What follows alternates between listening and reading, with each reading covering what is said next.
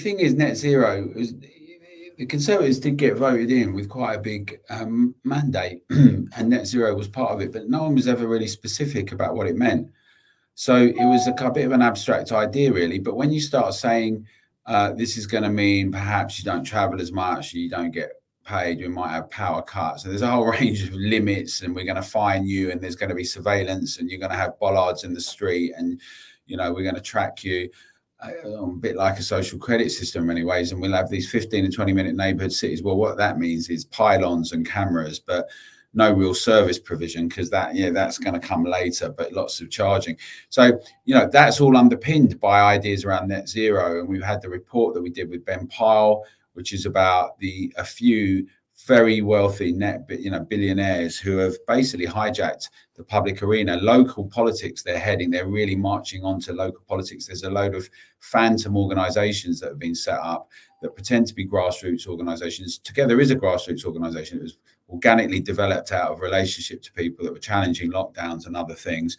We have members who pay small amounts to keep us all going, whereas a few green billionaires that we've itemized in the report, their names that will be familiar. I mean, even things like C40 Cities that Sadiq Khan's a chair of. This unelected, this kind of globalist organization about mayors, which is also about devolution. It's a thing that came from the States, but the whole thing about mayors getting more sort of like, rather than essentially kind of democratically, nationally organized thing, in an attempt to kind of take that way, it's a kind of sovereign question as well.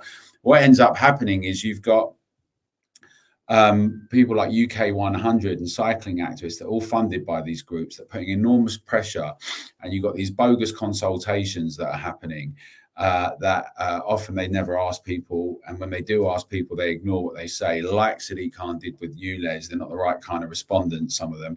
But it's very shocking. If you look at places like Hackney and Islington and Tower Hamlets and others, a lot of the consultations were a sham. Now, Tower Hamlets overturned the low traffic neighbourhoods, as Warrington did, as Newcastle has.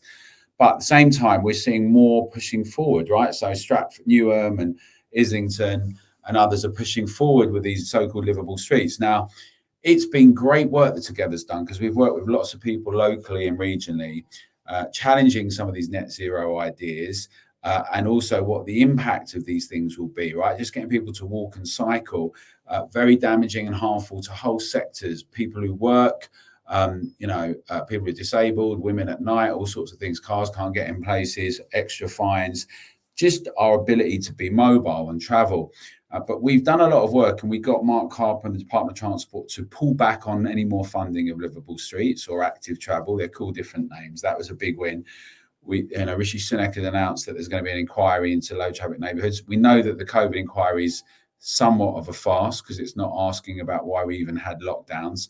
However, these are all impacts that we've had through campaigning. We know that the work that we did in Uxbridge had an impact, like what we're doing, and we've been doing in Wellingborough, Kingswood, and we will be doing in Rochdale next week, raising these issues of net zero, of censorship, of lockdowns, the cost of lockdowns, the cost of living, and insisting upon transparency. That's what our pledge is, the net zero pledge. We're getting people to send it to their MPs, to their councillors, and saying, will people sign up to this pledge?